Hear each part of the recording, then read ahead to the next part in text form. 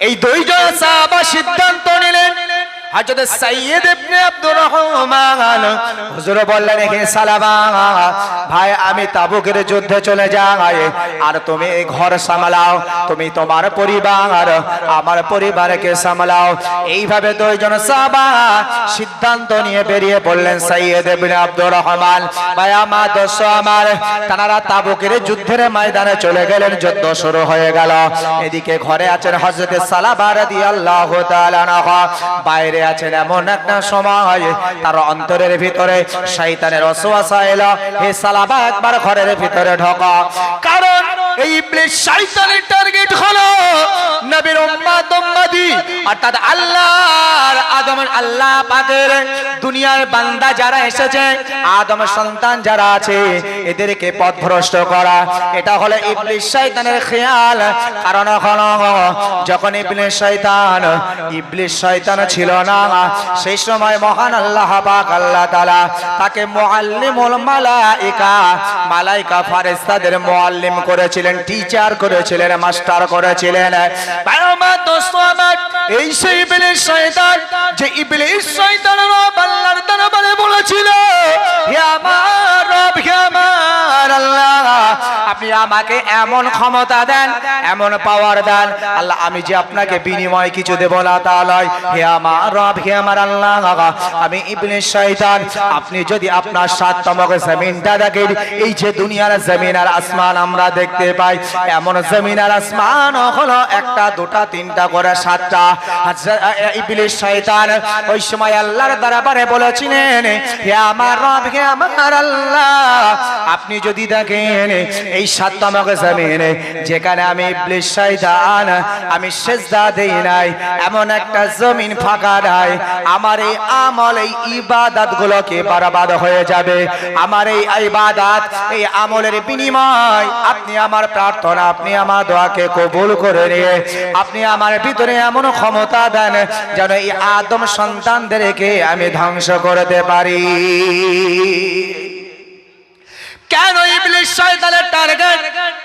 ভাই আমার দোস্ত আমার, ইবলিস শয়তান আল্লাহ তাকে যখন আমার আপনার আদি পিতা নবী আদম আলাইহিস সালাতু ওয়াস সালামকে আমার আল্লাহ সৃষ্টি করবেন, এমন সময় আমার আপনার নবী, আমার আপনার আদি পিতা, আমার আপনার নবী পয়গম্বর আদম আলাইহিস সালাম যখন তার টেকচারকে বানানো হলো, এমন সময় আল্লাহ বললেন, উসজুদু লি আদম, তোমরা সকলে আদমকে সিজদা করো।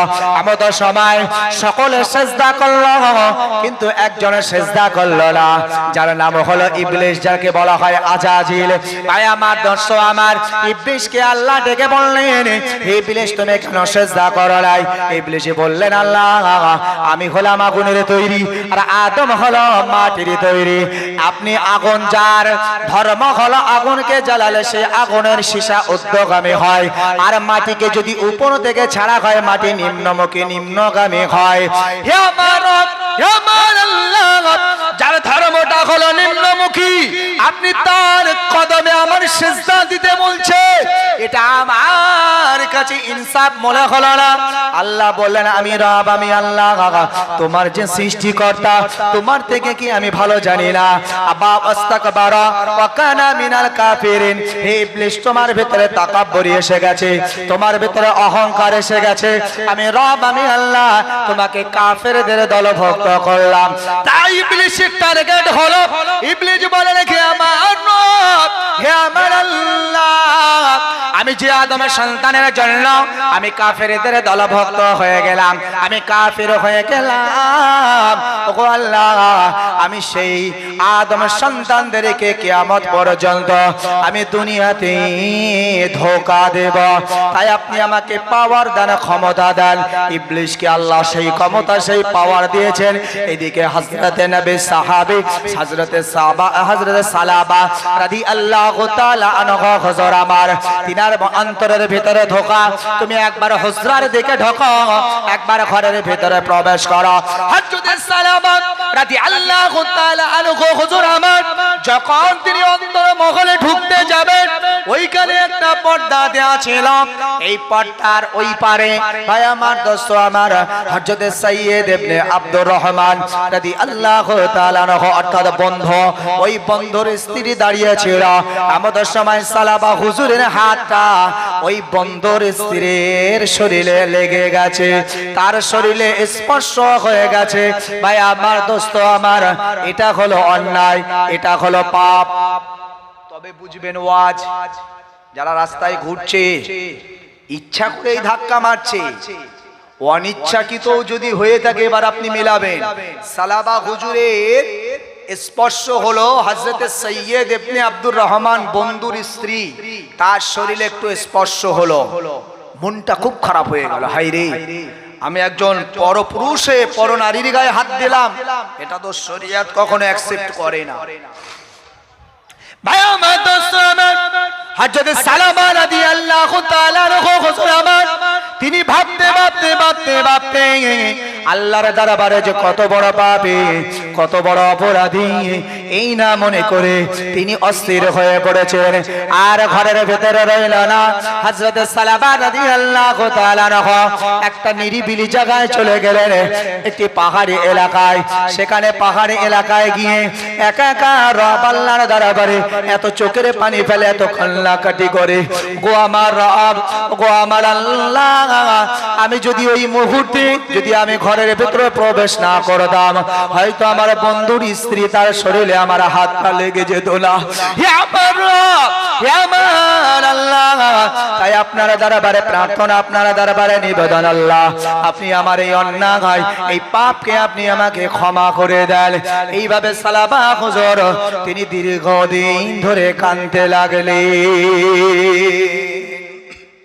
কাঁদতে কাঁদতে পরিশেষে মনে হলো না আমার এই গুনাহ মাফ হয়েছে কিনা, বা মাফ হওয়ার যে রাস্তা শুধুমাত্র বলে দিতে পারেন নবীর বড় বড় সাহাবী। এবং আমি তো নিজে তওবা করেছি, আমার তওবা কবুল হয়েছে কিনা আমি জানি না, তবে একবার যাই অন্তত নবীর সাহাবী হযরত আবু বকরের কাছে, যে আবু বকর যার সম্মান, যার মর্যাদা, নবী বলেছেন সারা পৃথিবীর ইমানদারের আমল যদি এক দাড়ি পাল্লায় রাখা হয়, আর আমার আবু বকরের এক রাতের আমল যদি এক দাড়ি পাল্লায় রাখা হয়, আবু বকরের আমল নামাটা ভারী হয়ে যাবে। জোরে বলুন। তো আবু বকর হুজুরকে তিনি সাক্ষ্য রাখতে চাইলে, তিনি তো নিজে নিজে তওবা করেছেন, তারপরেও একবার আবু বকর হুজুরের কাছে গিয়ে তিনি হাতে হাত দিয়ে তওবা করতে চায়। ভাই আমার দোস্ত আমার হযরত সালামা রাদিয়াল্লাহু তাআলা আনহু হুজুর এবার তিনি পাহাড় থেকে ফিরে এলেন, নিজের ঘরের ভিতরে আসলেন। নিজের একটা কন্যা সন্তান ছিল, মেয়েটাকে ডাক দিল, গো আমার মা শোনো, গো আমার কন্যা সন্তান শোনো, আমি যে তোমার আব্বাজি একটা বড্ড ভুল করে ফেলেছি। আমি যদিও ইচ্ছাকৃত নয়, অনিচ্ছাকৃত তোমার চাচি আমার শরীরে হাত দিয়ে ফেলেছি, এটা যদিও আমার জন্য অপরাধ। তাই মা একবার তুমি চলো, তোমাকে সাথে নিয়ে বিশ্বনবীর প্রধান খলিফা হযরত আবু বকরের দরবারে যেতে চাই। একবার আবু বকর তার কাছে গিয়ে আমি একটা বার তওবা করতে চাই। মেয়েকে নিয়ে নবী সাহাবী হযরত আবু বকর হুজুরের কাছে গেলেন। নবী সাহাবী আবু বকর হুজুরকে ডেকে বললেন, হে আল্লাহর নবী সাহাবী আবু বকর, আমি সালাবা হুজুর এমন এমন একটা ভুল করে ফেলেছি। আমি ঘরের ভিতরে ঢুকলাম, ওপারে যে আমার বন্ধু সাইয়্যিদ ইবনে আব্দুর রহমানের স্ত্রী দাঁড়িয়ে আছে, আমি বুঝতে পারি না, আমার হাতটা লেগে গেছে। তো আমি নিজে অনেক তওবা করেছি, তারপরেও হে আবু বকর, তুমি হলে নবীর প্রধান খলিফা, আমি তোমার হাতে হাত দিয়ে একবার তওবা করতে চাই, তোমাকে সাক্ষ্য রাখতে চাই। আবু বকর একবার আমার তওবাটা পড়িয়ে দাও। বিশ্বনবীর প্রধান খলিফা হযরত আবু বকর সিদ্দিক রাদিয়াল্লাহু তাআলা আনহু এমত সময় ডেকে বললেন, ইয়া নবী সাহাবী সালাবা, এমন একটা অন্যায় করেছো, এমন একটা পাপ করেছো, যে পাপ করার পরে আমি আবু বকর আমার কাছে এসেছো। তবে হে নবী সাহাবী সালাবা, শুনে রাখো, আমি আবু বকর তোমার মত মানুষের এই পাপের কারণে তওবা পড়াতে পারবো না, আমি জিম্মাদার হতে পারি না, বেরিয়ে যা। ইচ্ছাই নয়, রাস্তা দিয়ে যাচ্ছেন, ইচ্ছায় যারা পাপ করছেন ভাবুন এর থেকে কত ভারী, ওজনটা কতটা। অনিচ্ছাকৃত যদি এই পরিস্থিতি হয় তবে ভাববেন না খালি পুরুষদের হচ্ছে, যে সমস্ত নারী যে সমস্ত মহিলারা এসেছেন আপনাদের দ্বারাই, আপনারা না আসলে হতো না, আপনারা এসেছেন আপনাদের দ্বারাই হচ্ছে, সমপরিমাণ পাপের ভাগীদার আপনারা। সুযোগ দিয়েছেন তাই তো এমন ঘটনা ঘটছে। এমন মজলিসে আপনাদের এমন রাস্তাঘাটে না আসা দরকার ছিল। আপনারা সকালে দেখুন, আপনারা জলসা চলার আগে আপনারা ঘুরুন, কেন এখন ঘুরবেন? ভুল বুঝবেন না, আমি পাপ থেকে বাঁচার জন্য বলছি। আমি ওই কথাটাই আমল, ইয়া আইয়ুহাল্লাযীনা আমানু কু আনফুসাকুম ওয়া আহলিকুম নারা, তোমরা নিজেরা জাহান্নামের আগুন থেকে বাঁচো এবং অপরকেও জাহান্নামের আগুন থেকে বাঁচাও, তোমার পরিবারদেরকে বাঁচাও। এই জন্যই তো আমি এই কথাগুলি বলছি। ভাই আমার, দোস্ত আমার, ভাই আমার, দোস্ত আমার, আল্লাহর পয়গম্বর, আল্লাহর নবী, সাহাবা হযরত সালাবা রাদিয়াল্লাহু তাআলা আনহু এবার কন্যাকে ডেকে বললেন, একবার চলো ওমরের দরবারে চলে যাই। নবী সাহাবী হযরত ওমর ফারুক রাদিয়াল্লাহু তাআলা আনহু হুজুরের দরবারে চলে গেলেন। একই কথা ওমর ফারুককে বললেন। আমাদের সময় ওমর ফারুক বললেন, হে নবী সাহাবী সালাবা শোনো, আমি ওমর ফারুক তোমার তওবা পড়াতে পারবো না, তোমার সাক্ষ্য আমি হতে পারবো না। হে সালাবা, তুমি আমার দরবার থেকে বেরিয়ে যাও। আমার দোস্ত আমার, এবার সালাবা রাদিয়াল্লাহু তাআলা আনহু হুজুর আমার আর দেরি করলেন না, ছুটে ছুটে চলে গেলেন। হে আমার কন্যা চলো, আমি নবীর কোন সাহাবীর কাছে আর যাব না, এবার আমি স্বয়ং বিশ্ব নবী সরকারে দো আলম নবীজি সাল্লাল্লাহু আলাইহি ওয়াসাল্লাম হুজুরের কাছে যাব। আমাদের সময় সালাবা রাদিয়াল্লাহু তাআলা আনহু হুজুর আমার এবার নবীর দরবারে চলে গেলেন। ইয়া রাসূলুল্লাহ, ইয়া হাবিবাল্লাহ হুজুর, আমার দ্বারা এমন এমন অন্যায়, এমন এমন পাপ হয়ে গেছে, বিশ্ব নবী আমার সব কথা শুনলেন। সালাবা, তুমি কি করতে চাও বলো? সালাবা বললেন, ইয়া রাসূলুল্লাহ, ইয়া হাবিবাল্লাহ হুজুর, আমি এই পাপ থেকে বাঁচতে চাই, গুনাহ থেকে বাঁচতে চাই। একবার যদি আপনি আমাকে তওবাটা পড়িয়ে দিতেন, আমি সালাবা বড় খুশি হয়ে যেতাম। এমন সময় বিশ্ব নবী আমার বললেন, হে আমার সাহাবী সালাবা শোনো, তোমার জীবনে এমন একটা পাপ, এমন একটা অন্যায় করেছ, এমন একটা গুনাহ করেছ, আমি বিশ্ব নবী তোমাকে তওবা পড়াতে পারবো না, বেরিয়ে যাও আমার থেকে। নবী সাহাবী আবু বকর তাড়িয়ে দিলেন, উমরে ফারুক হুজুর তাড়িয়ে দিলেন। পরিশেষে কারুর কাছে যাবেন না, নবীর দরবারে গেলেন। নবীর কাছে যাবার পরে নবী বলছে, তোমার তওবা আমি পড়াবো না, বেরিয়ে যাও। ভাই আমার, দোস্ত আমার, সালাবা হুজুর তখন কি করবেন চিন্তা করুন। যিনি পাহাড়ের পদদেশে বসে বসে দীর্ঘক্ষণ ধরে তিনি আল্লাহর কাছে তওবা করেছেন, সেই সালাবা হুজুর তিনি একটা বার ফিরে এসে নবীর কাছে তিনি তওবা পড়ার চেষ্টা করলেন, সে সুযোগটাও হলো না। সালাবা রাদিয়াল্লাহু তাআলা আনহু বললেন, হে আমার বেটি কন্যা মেয়ে শোনো, মা আমি আর ঘরে যাব না। রাসূল যেখানে আমাকে তওবা পড়ালেন না, নবী সাহাবীরা পড়ালেন না, আমি সালাবা আর ঘরে যাব না, আমি চলে গেলাম আল্লাহর কাছে তওবা চাওয়ার জন্য। আমি আবার সেই পাহাড়ের পদদেশে চলে যাচ্ছি। এমন সময় কন্যা ডেকে বলছে, আব্বা একবার দাঁড়িয়ে যান, আপনি একবার দাঁড়িয়ে যান, আমি আপনার কন্যা, আপনার মেয়ে, আমি আপনার কন্যা, আপনার মেয়ে, আমি আপনাকে জানিয়ে দিলাম না। তবে মনে রাখুন, যে সালাবাকে আবু বকরের মতন মানুষ, উমরে ফারুকের মতন মানুষ, রাসূলের মতন মানুষ যাকে ফিরিয়ে দেয়, এই তোমার কন্যা, আমিও তোমাকে ফিরিয়ে দিলাম। আমি তোমাকে বাপের পরিচয় রাখলাম না, আমি আর আপনাকে বাপ বলে পরিচয় দিলাম না, আপনি বেরিয়ে যান। নিজের সন্তানও চলে গেল, যন্ত্রণা কষ্ট আরো বেড়ে গেল। ভাই আমার দোস্ত আমার, সালাবা রাদিয়াল্লাহু তাআলা আনহু একেবারে পাহাড়ের পদদেশে গিয়ে তিনি এত কান্না কাঁদছেন, এত চোখের পানি ফেলছেন আল্লাহর কাছে। ভাই আমার দোস্ত আমার, একটু আগে গেলে বুঝতে পারবেন কতটা কেঁদেছিলেন। সালাবা রাদিয়াল্লাহু তাআলা আনহুর কান্না আল্লাহর দরবারে কবুল হয়ে গেছে। এখনো সময় আছে, এখনো সুযোগ আছে। কোরআন বলেছে, ইয়া আইয়ুহাল্লাযীনা আমানু তুবু ইলাল্লাহ তাওবাতান নাসুহা, হে আমার ঈমানদারেরা, তোমরা ভুল করেছো, অপরাধ করেছো, অন্যায় করেছো, জানতা না, জেনে করেছো, না জেনে করেছো, ফিরে এসো। আমি আল্লাহ বলছি, যদি তোমরা আমার কাছে অঙ্গীকারবদ্ধ হও, আমি আল্লাহ তোমাদের গুনাহ মাফ করে দিই। বলুন সুবহানাল্লাহ। সালাবা হুজুর রাদিয়াল্লাহু তাআলা আনহু তিনি সেখানে, সালাবা হুজুর তিনি কান্নায় রত আছে। আল্লাহর পক্ষ থেকে, মহান আল্লাহ পাকের নবীর কাছে আল্লাহর পক্ষ থেকে জিবরিল আমিন এলেন, ইয়া রাসূলুল্লাহ, ইয়া হাবিবাল্লাহ, হুজুর আপনি যে সালাবাকে তাড়িয়ে দিয়েছেন, আবু বকর তাড়িয়ে দিয়েছে, উমরে ফারুক তাড়িয়ে দিয়েছে, আমি আল্লাহ সেই সালাবাকে কবুল করে নিয়েছি, তার মাফ করে দিয়েছি। জোরে বলুন সুবহানাল্লাহ। ভাই আমার দোস্ত আমার, হযরত সালাবা রাদিয়াল্লাহু তাআলা আনহু হুজুরের যখন এলান বিশ্ব নবীর দরবারে জিবরিল মারফতে এলো, আমাদের সবাই নবী পাক সাল্লাল্লাহু আলাইহি ওয়াসাল্লাম বললেন, ইয়া মাসাবির, আর দেরি নয়, তাড়াতাড়ি তোমরা চলে যাও, আমার সালাবাকে একবার খুঁজে আমার দরবারে হাজির করো। ভাই আমার দোস্ত আমার, নবী সাহাবারা একে একে সকলে বেরিয়ে পড়লেন।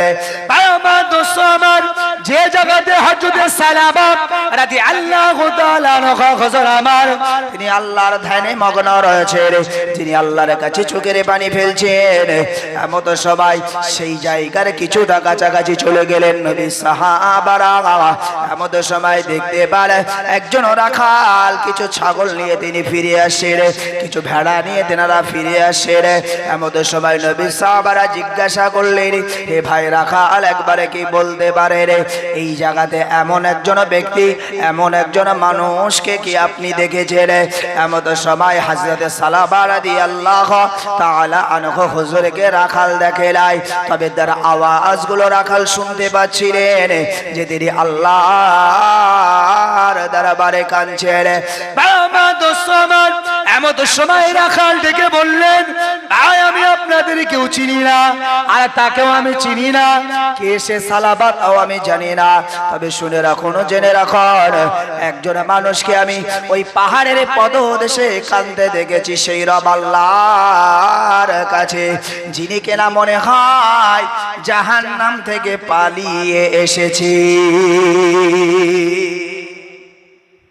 যার কান্নার আওয়াজ মনে হচ্ছে সে যেন জাহান্নাম থেকে পালিয়ে এসেছে, এমন একজন মানুষের কান্না আমি ওখানে শুনতে পেয়েছি। যদি তোমরা চাও দেখতে পারো, ওই মানুষটা হতে পারে। নবী সাহাবারা গেলেন, তাহলে কি কান্না কেঁদেছিলেন। একজন রাখাল অমুসলিম, সে বলছে মনে হয় সে যেন জাহান্নাম থেকে পালিয়ে এসেছে, জাহান্নামের ভয়ে আর জাহান্নামে যাবে না, এই জন্য কাঁদছি। ভাই আমার দোস্ত আমার, নবী সাহাবারা গেলেন, দেখলেন সালাবা রাদিয়াল্লাহু তাআলা আনহুর চোখের পানির করুণ দৃশ্য। সালাবা হুজুরকে ডেকে নবী সাহাবারা বললেন, হে নবী সালাবা, এখনই আপনাকে রাসূল ডেকেছেন, তাড়াতাড়ি চলুন। ভাই আমার দোস্ত আমার, হযরত সালাবা রাদিয়াল্লাহু তাআলা আনহু হুজুর আমার ওই সময় নবী সাহাবাদেরকে লক্ষ্য করে সালাবা হুজুর বললেন, ও নবী সাহাবারা, আমি রাসূলের দরবারে যাব, তবে আপনারা আমাকে এইভাবে নিয়ে যেতে পারেন না, আপনারা আমাকে আসামি সাজিয়ে নিয়ে চলুন, আমার কোমরে দড়ি বাঁধন, রাসূলুল্লাহর দরবারে আমি যে একজন আসামি হিসাবে নিয়ে চলুন। ভাই আমার দোস্ত আমার, বিশ্ব নবী সরকারে দো আলম নবীজি সাল্লাল্লাহু আলাইহি ওয়াসাল্লামের দরবারে সাহাবারা সালাবা হুজুরকে ঠিক এমত অবস্থায় নিয়ে এলেন। এমত সময় নবীজি সাল্লাল্লাহু আলাইহি ওয়াসাল্লাম হুজুর আমার সালাবাকে দেখে বড় চোখের পানি ঝরঝর করে ফেললেন। হে আমার সাহাবারা, আমি বলেছিলাম সালাবাকে সম্মান করে তোমরা আমার দরবারে ফিরিয়ে আনবে, কেন সালাবার হাল, সালাবার অবস্থা এইভাবে তোমরা এনেছ? ইয়া রাসূলুল্লাহ কে, ইয়া হাবিবাল্লাহ, হুজুর সালাবা এই অবস্থায় আসতে চান, আপনার দরবারে আমরা সম্মানের সাথে আনতে চেয়েছিলাম, কিন্তু সালাবার শর্ত ছিল যে আমি রাসূলুল্লাহর দরবারে যেতে পারি, তবে আপনারা আমাকে যদি আসামির ন্যায় নিয়ে যান। বিশ্বনবী সরকারে দো আলম নবীজি সাল্লাল্লাহু আলাইহি ওয়াসাল্লাম হযরত সালাবাকে ডেকে বললেন, আমার সাহাবী সালাবা শোনো, মহান আল্লাহ পাক আল্লাহ তাআলা এই মাত্র আমার উপরে ওহী নাযিল করেছে, রব আল্লাহ আপনার জীবনের এই অজালা পাপকে ক্ষমা করে দিয়েছেন। একবার জোরে বলুন সুবহান। সালাবা হুজুর মজলিসে আছেন, সাথে সাথে তিনি ইন্তেকালও বরণ করেছেন। বলুন ইন্না লিল্লাহি ওয়া ইন্না ইলাইহি রাজিউন। রাসূল বললেন, আমার সাহাবারা, তোমরা যদি দুনিয়াতে কাউকে জান্নাতি দেখতে চাও সালাবাকে দেখে নাও। একবার জোরে বলুন। এবার আপনি ভাবুন আমি কোন কথা থেকে আপনাকে এই প্রসঙ্গটা তুলেছিলাম। আলোচনার টপিক তো এটা আমার নয়, কিন্তু হয়ে গেছে পরিস্থিতির অনুকূলে। ভাই আমার, দোস্ত আমার, আমরা যারা যুবকেরা আছি, আমরা যারা যুবতীরা আছি, আমি আপনাদেরকে বারবার বলি পর্দার কথা আপনারা ভাবুন, আপনারা পর্দাকে নিয়ে ভাবুন। কারণ যেমন ইসলামে একটা হুকুম হলো নামাজ পড়া, নামাজ না পড়লে গুনাহ হয়, এটা আমরা সবাই জানি। কিন্তু পর্দা করলেও যে, পর্দা না করলেও যে গুনাহ হয়, এটা আপনি আমি জানি নাকি? অবশ্যই জানি। তারপরেও আমাদের সমাজে পর্দার প্রথাটাই চলে গেছে। ওই জন্য ইসলামে নারী শিক্ষার বড় প্রয়োজন। ইসলামে নারী শিক্ষা নাই বলেই আজকে ইসলাম এইভাবে অবনতির দিকে চলে যাচ্ছে। ভাই আমার, দোস্ত আমার, ইসলামে নারী শিক্ষার যদি আজকে গুরুত্ব থাকতো, তাহলে আজকে ইসলামে নারীরা বুঝতো, আজ নারীর পিতারা বুঝতো, পরিবারের মানুষ, সমাজের মানুষ বুঝতো যে না, নারী শিক্ষার জন্য পর্দা দরকার আছে। আপনি বলুন, সারা পৃথিবীব্যাপী আপনি যত ধর্ষিতা নারী দেখেন, একবার বলুন ধর্ষিতা কয়জন, বোরখা পরা কয়জন পর্দাশীল মেয়ে ধর্ষিতা হয়েছে আপনি দেখান আমাকে। আর আমি আপনাকে হাজারো দেখাতে পারি যারা পর্দাহীনতায় ঘুরছে, যাদের ভিতরে পর্দা নেই, বেপর্দাশীল। যে মেয়েটা শর্ট জামা, শর্ট প্যান্ট পরছে, যে মেয়েটা আপনার জিন্সের প্যান্ট পরছে, গেঞ্জি পরছে, ভাই আমার, দোস্ত আমার, মানুষের কাছে যার সৌন্দর্য, তার শরীরের পরিকাঠামোগুলো প্রকাশ করছে, এই সমস্ত নারীরাই তো আজ ধর্ষিত। আপনি কি চান আপনার ঘরের নারী, আপনার ঘরের বউ, আপনার ঘরের স্ত্রী, তাদেরকে আপনি এই পাপের ভাগীদার করতে? কোনো বাপ চান না যে আমার সন্তান ধর্ষিতা হোক। যদি আপনি সেটাই চান, আপনার মেয়েকে পর্দাশীল বানান, আপনার মেয়ের দিকে কারোর নজর পড়বে না। তবে মা বোনেরা এটা মনে করবেন না যে আমি আপনাদেরকে একেবারে ঘরের ভিতরে ঢুকিয়ে দিচ্ছি না।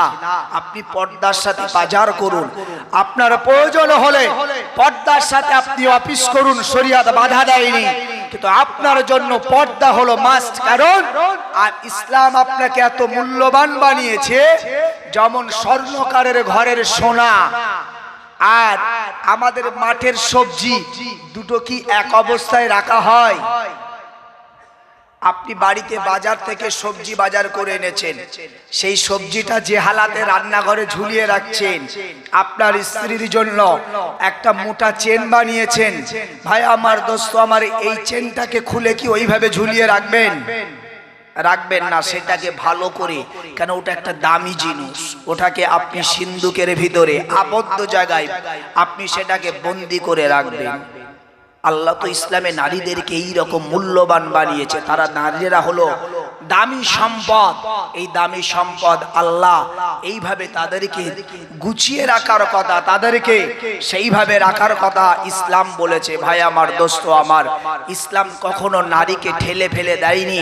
আপনি যদি কোরআন পড়তে জানেন, আপনি যদি রসুলের হাদিস পড়তে জানেন, আপনি দেখুন ইসলামে নারীদের শিক্ষার মর্যাদা দিয়েছে, ইসলামে নারীদের বিজনেস করার অধিকার দিয়েছে, ইসলামে নারীরা অফিস আদালত চাকরি বাকরি করতে পারবে, ইসলাম এটা রাইট করেছে। কিছু মানুষ আছে আমরা যেগুলিকে ভুল ব্যাখ্যা করি যে না, পর্দা মানে একেবারে ঘরের ভিতরে ঢুকে থাকতে হবে, না, এ কথা বলা হয় নাই। ভাই আমার, দোস্ত আমার, তবে নারীরা প্রয়োজনের তাগিদে তারা বাইরে বেরোবে, প্রয়োজন না থাকলে তারা বাইরে না বেরোনোটাই ভালো। কারণ আপনার ঘরের স্বর্ণ দামি জিনিস এটাকে সর্বদা আপনাকে প্রয়োজন ছাড়া ব্যবহার না করা, প্রয়োজন ছাড়া বাইরে যেমন আপনি রাখেন না আপনার স্ত্রী, আপনার মেয়ে, আপনার ঘরের মেয়েদেরকে আপনারা এইভাবে আবদ্ধ রাখুন। ভাই আমার দোস্ত আমার, আজকের এই মাহফিলের এই অবস্থা দেখে আমার একটু খারাপ লাগছিল যে এত মানুষের সমাগম। আর প্রথমে যেমন দেখেছিলাম আলহামদুলিল্লাহ, এখন যতটুকু হয়েছে আলহামদুলিল্লাহ। তবে আমি প্রত্যেককে বলবো যে আপনারা প্রত্যেকেই অন্তত অংশগ্রহণ করবেন, কারণ না হলে সব মিথ্যাবাদী হয়ে বাড়ি যাবেন। কোথায় যাচ্ছ গো? বলছে যাচ্ছি আমরা বনগা লতিডাঙ্গাতে জলসা শুনতে। বলছে এসে কেউ জলসা শুনলো না, তারা সব ওই বাজার থেকে আর খানা খেয়ে বাড়ি চলে গেছে। ভাই আমার দোস্ত আমার, আজকে সমাজে আমাদের এই রকম অবস্থা চলছে, এগুলো থেকে আমাদেরকে মূল্যায়ন করতে হবে। নবী পাক সাল্লাল্লাহু আলাইহি ওয়াসাল্লাম আমাদের কাছে যে ইসলাম দিয়ে গেছে, যে দ্বীন দিয়ে গেছে, যে ইসলামকে আমরা এখনো অবহেলায় লাঞ্ছিত বঞ্চিত করে, আমরা অবহেলিত লাঞ্ছিত বঞ্চিত করে আমরা ইসলামকে ফেলে দিচ্ছি। ভাই আমার দোস্ত আমার, নবী সাহাবীদের দেখে রাসূল শিক্ষা নিতে বলেছেন। নবী বলেছেন, হে আমার উম্মাত উম্মাতিরা, তোমরা আমাকে অনুসরণ করো, আর না হলে আমার কোনো এক সাহাবীর দামান ধরো, আমার কোনো এক সাহাবীকে তোমরা ফলো করো। আমি রাসূল জানিয়ে দিলাম, আমার সাহাবীদেরকে তোমরা যদি অনুসরণ করো, আমি রাসূলুল্লাহ আমাকে পেয়ে যাবে। জোরে বলুন সুবহানাল্লাহ। ভাই আমার দোস্ত আমার, প্রিয় নবী মুহাম্মদ রাসূলুল্লাহ সাল্লাল্লাহু আলাইহি ওয়াসাল্লাম নবী আমার বললেন, হে আমার উম্মত উম্মতিরা শুনে রাখো, আমার সাহাবীরা হলো এক একজন সাহাবী কার নজম, এক একজন সাহাবী হলো আকাশের উজ্জ্বল নক্ষত্রের রেলাই। যদি তোমরা আমার সাহাবীদের দামানটা ধরতে পারো, তোমরা আমাকে পেয়ে যাবে। ভাই আমার দোস্ত আমার, বর্তমান যে সময়টা চলছে, এই সময়টা বড় বড় বড় কঠিন দিন। ভাই আমার দোস্ত আমার, ভারতবর্ষে আপনারা জানেন একটা আইন বার হয়েছে, যে আইনটাকে SIR বলা হয়। ভাই আমার দোস্ত আমার, রাজনৈতিকভাবে আমাদের উপরে জুলুম করা হচ্ছে, কিন্তু যদি আইনের পথেই চলে, আমরা SIR কে আমরা অসমর্থন করি না, আমরা সমর্থন করি। যদি SIR এর মতন হয়, আর যদি না হয় আমরা তাকে সমর্থন করি না। যদি SIR এর মতন হয়, যেমন রাজনৈতিক নেতারা ওদের দেবে আমাদের দেবে না, মানে এটা যেন মনে হচ্ছে ভারতবর্ষ ওদের বাবা কেলে সম্পত্তি। তবে ভাই আমার দোস্ত আমার, যাদের জ্বলা তারা এখন জ্বলছে, যাদের বোঝা তারা এখন বুঝতে পারছে, নিজেদের ভিতরে এখনো লড়াই লেগে গেছে, চিন্তার কোনো কারণ নেই। এই জন্য নিজেদেরকে ধ্বংস করার কোনো কারণ নেই। ভাই আমার দোস্ত আমার, এই রকমটা হয়, এই রকমটা ঘটে। এমনও কিছু নাম মিডিয়ার মাধ্যমে দেখা যায় যে তারা মুসলিম, কিন্তু এখানে সে অমুসলিম নাম দিয়েছে। এগুলো কেন করবেন? এগুলো করবেন না। আপনি আপনার জাত, আপনার আল্লাহ, আপনি আল্লাহর গোলাম, আপনি মুসলমান, আপনার নাম দ্বিধাবোধ করবেন না, বলে ফেলুন যে আমি অমুক, অসুবিধা নাই। দুনিয়াতে আপনি কাকে মালিক মনে করেন? নরেন্দ্র মোদী, অমিত শাহ? না, দুনিয়াতে একমাত্র যিনি মালিক তিনি হলেন আমার আল্লাহ। একবার জোরে বলুন সুবহানাল্লাহ।